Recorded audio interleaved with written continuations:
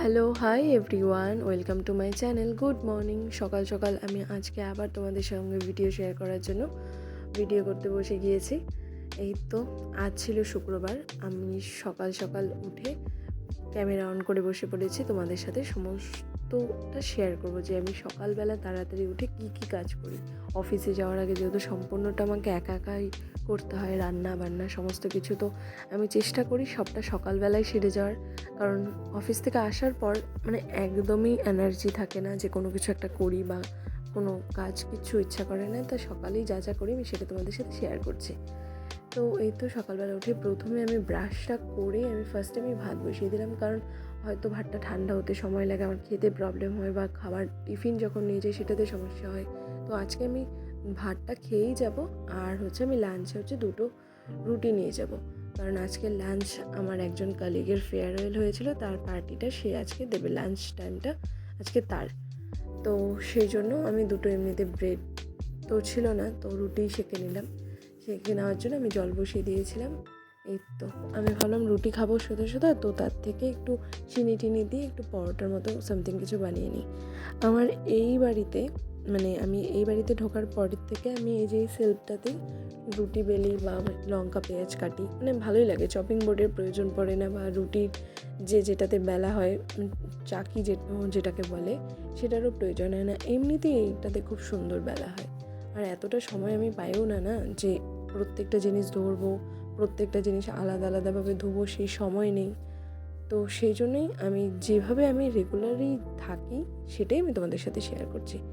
আর একটা কথা তোমাদের না বললেই নয়, সেটা হচ্ছে এই যে দেখো ভিডিওটাতে যখন আমি এক্সারসাইজ করছিলাম তখন তো নর্মাল স্পিডেই ছিল, তখন ঠিকঠাকই লাগছিলো। যখন আমি সেটা ফাস্ট করে দিলাম যে না হলে ভিডিওটা অনেকটা বড় হয়ে যাবে, তখন যখন আমি ভিডিওটা এডিট করতে বসেছি, দেখো কি অদ্ভুত লাগছিল না আমাকে দেখতে। আমি ভাবতেই পারিনি যে আমাকে এরকম লাগবে ভিডিওটাতে। তো আমার একজন কালিগ ছিল, তো তখন সে বলছে মনে হচ্ছে তোকে দেখে তুই কারোর সাথে মারামারি করছিস বা এরকম কিছু একটা, যে পুরো প্রিপারেশন নিচ্ছিস সেটার জন্য। তো এই ছিল আজকে শুক্রবারের আমার লাইফ।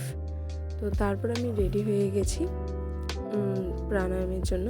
তো বসে গিয়েছিলাম, আলোলম বিলোলম যেটা করি, আমি যতটুকু যা করি সেই সম্পূর্ণটাই তোমাদের সাথে শেয়ার করেছি। আমি কোনো কিছু এখানে স্কিপ করিনি।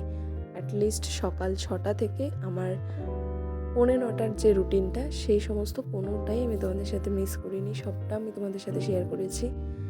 আর এর আগে একটা ভিডিওতে তোমাদের বলেছিলাম যে এরপরে যখনই যা করব তোমাদের সাথে আমি শেয়ার করব, সেটা আমার হয়ে ওঠেনি। তার অনেকগুলো কারণ ছিল, আমার এখনও স্ট্যান্ড আসেনি, নিতে পারিনি এখনও। তো সম্পূর্ণ যখন সবটা হয়ে যাবে তখন সত্যি আমি সবটা ডেলি লাইফ প্রত্যেক দিনেরটা আমি দেখাবো তোমাদেরকে। আমি আমার ডিটক্স ওয়াটারটা খেয়ে নিলাম, খেয়ে নিয়ে আমি আমার বাইরের অ্যাম্বিয়েন্সটা দেখছিলাম, আর কালকে ডাল ছিল সেটা আমি শুকিয়ে নিলাম। দেন আমি স্নান টান করে বেরিয়ে নিজে রেডি হয়ে নিলাম অফিসে যাওয়ার জন্য।